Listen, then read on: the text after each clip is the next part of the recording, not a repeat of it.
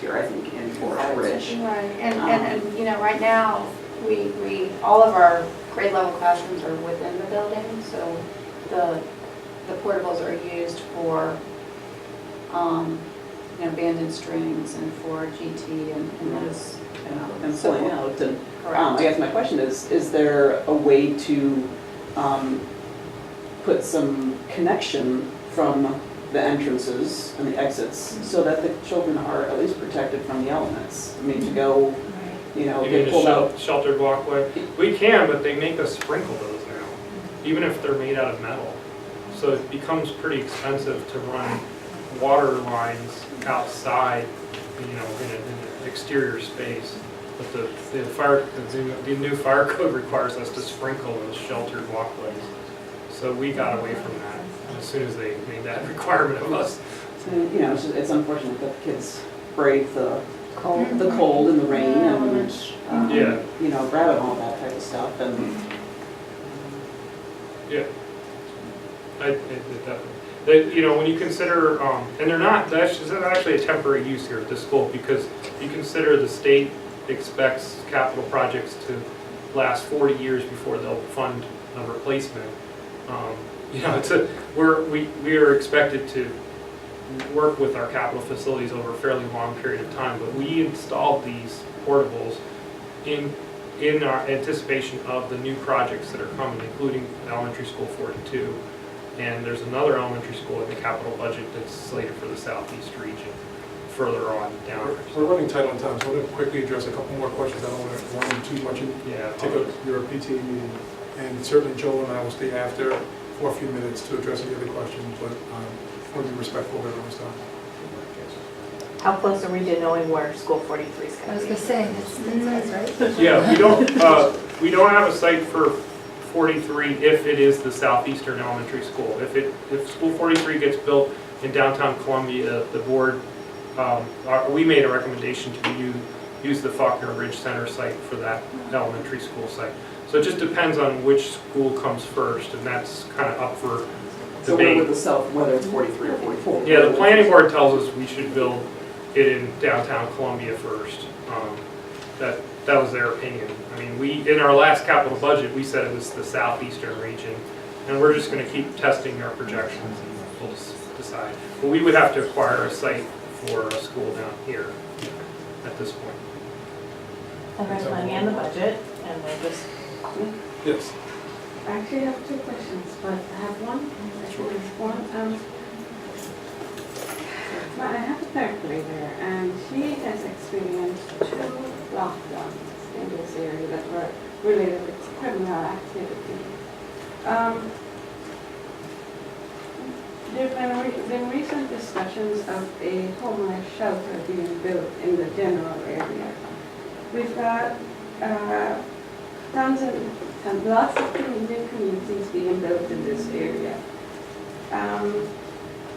I'm wondering if that could be reason for the Forest Ridge community to be looked at in a different lens, to say we need to do something about these portables a little more urgently because of the exposure. Okay, that's you know, sort of the environment. You know, yeah. There's a couple different approaches. I mean, to that, we tend to have open campuses, not so much the doors, but we don't fence in our school sites. So that's other districts look at that differently. So, I mean, I think you're aware, and this happened with all the schools across the school system, with the security measures that have been put in place significantly with the buzzing in. There's cameras across the building. So there's a lot of security measures that have been implemented. Had all classroom doors to be locked. Right. Yeah, part of that $100,000 is to add the extra cameras to get the site of the portable wherever it is, so that they can see it in the office. Right.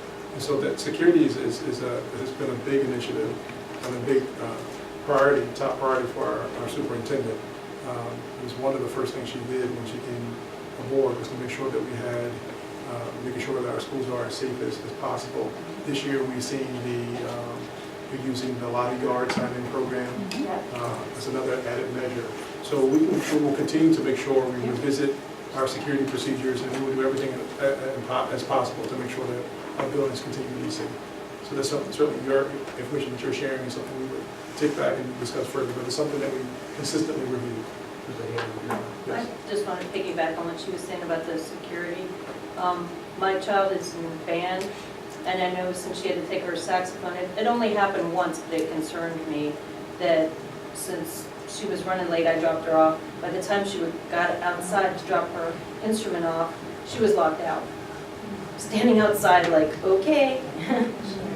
And then the other thing I wanted to mention was, I know tornadoes aren't frequent, but they seem to really like trailers, which are basically and I live in Bolingbrook, which a lot of people do, and took the roof off, or put a tree through the roof at the Bolingbrook Apartments, which is basically across the road from me, and I was like, what? How many classes do you have in the portable again? And she's got math and band, and I'm like, what do they do for? There are definite procedures. They for bring We it all definitely have to school, right? procedures, Right. yes, called I think shelter in that's what she told place, me. that cover and full, yes, we bring, that is our first priority.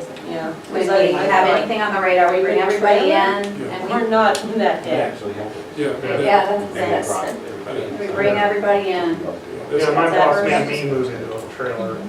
My office is in portable, and when we have to go in shelter in place in the building, Yeah, there's an announcement. absolutely. Shelter in place, yeah, takes the portables right out of it. Yeah, that Nobody, concerned me a little bit. I was like, oh, I don't need my kid turning in a door. no, we don't want that. So we're gonna, Joel and I are gonna move off to the side, you mentioned there was a specific area we could go. Yes, you could, we have two areas, if you want to go over to, there's another table area over on Sure. the other side of the meeting. Right. So if folks have continued questions for Yes. Mr. Morris and Yeah. Mr. Gallihue, they're going to be here for a few more minutes, but I know we do want to start the PTA meeting. So thank you. Thank you. Thank you, everyone. Thank you, everybody, for participating. I have a whole new respect for all of it. As a kindergarten teacher, we're always angry at Ann, like, when are you gonna tell us how many teachers are we gonna have? Why did you only give us 5 or 6? And I understand now. His fault. I get it now, thank you. No, but you know what?